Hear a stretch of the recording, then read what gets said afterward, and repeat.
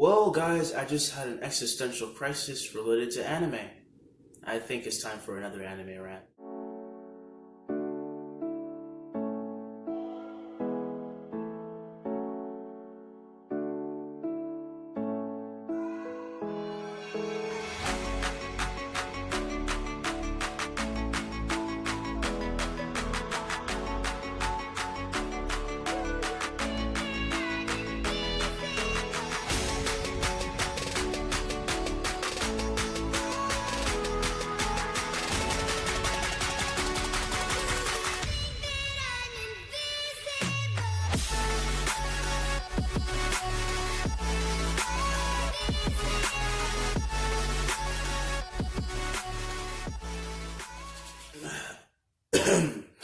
Well, let's get into it. So, I just had the worst revelation when it comes to anime is that anime always makes me feel like shit, but I don't mind that.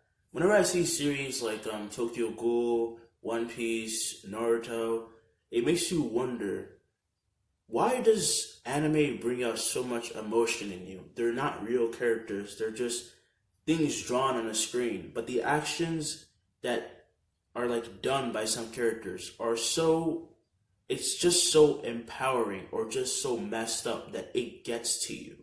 You never know what you're gonna expect. Like when you watch series like ReZero, I don't like ReZero because even though people say it's a great show, the whole purpose of Subaru is never explained.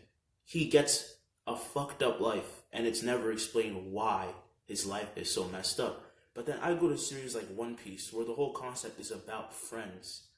I have cried watching that show so many times that I start to think, do I hate anime or what the fuck is going on?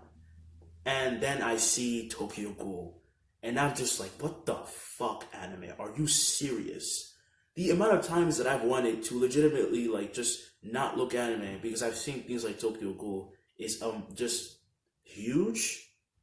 I I powered through watching Tokyo Ghoul, even though it was so messed up. And half of the series I didn't like. I only like the first season and the last one somewhat because it wasn't really that good in between. I was so confused about what's going on. But there comes this moment, you know, the torture scene, Kaneki, and that weird guy where I don't want to even think about because I get night terrors just thinking about his name. All right, Jason. Okay. That scene made me reflect on some shit that I didn't want to reflect on.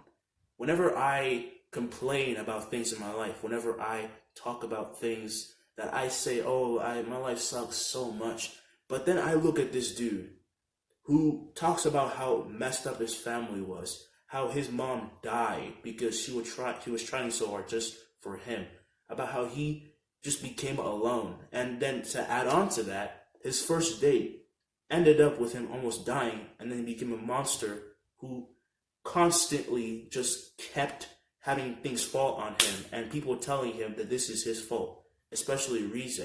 She said that everything that has come to this point was his own, path. He chose to go this way. He can't blame anybody else. I disagree with that notion because it's bullshit. You literally forced yourself onto him. But one point I am going to agree on is the fact that, well, everything you do has a consequence. Kaneki doesn't know anything about his world, and he's always meeting new challenges. He keeps improving and evolving. But it somewhat gets better, and if you're wondering what the whole point of what the hell I'm going on about is, well, I'm getting to it right now. Anime is fucked up. It's fun. It's lighthearted. It can be so full of action that you wish you were in that world. And then you compare it to your own life and say that it sucks. But then again, those characters you see on screen constantly face being ostracized, like Naruto, who was his 16 years of his life was literal hell. I can't complain about things in my life anymore, and that just makes me think, Just because my problems are not as big as theirs, does that mean that I don't have a right to, whine? And then here comes another series, Konoe no Katachi, which is, I think, silent voiced in English. It's about a blind girl literally getting bullied, and her bully eventually comes to like her. But when I see series like that, I don't even want to step into that type of series, not even read the manga, because I know I'm gonna cry. The author is talking about these things that someone has definitely faced. And when I think of that story, I just think back to Helen Keller, which is a story that we read in English class. What if any of us were like Helen Keller? What if we were blind? What if we were deaf? We couldn't do anything. We literally were not taught anything because we couldn't be taught anything. I just imagine what if I was in another anime series and then I just say, yeah, fuck that, because it sucks. Anime is fucked up. But at the same time, it's just so awesome. I just don't know what to think whenever I watch series like that, and I wonder why I even like anime in the first place. I had a burnout so bad last time that I literally thought that I just hated anime, but I don't. But then I think I do, and I just spiral down and just keep thinking of why. And the question is, there is no answer, and everybody loses because life sucks. Even being in another world where you have OP power sucks because nothing is ever really perfect.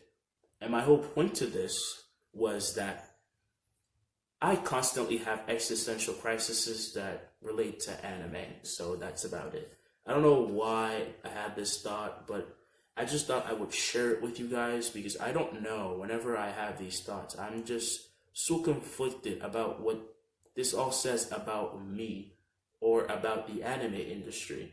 Usually people who watch anime are like, oh, it's just ass and titties and stuff like that. But then when you actually watch stories and read stuff, you're like, this world could not be more fucked up. It has some of the worst moments that make you cry and some lighthearted moments that also make you cry. Don't underestimate anime.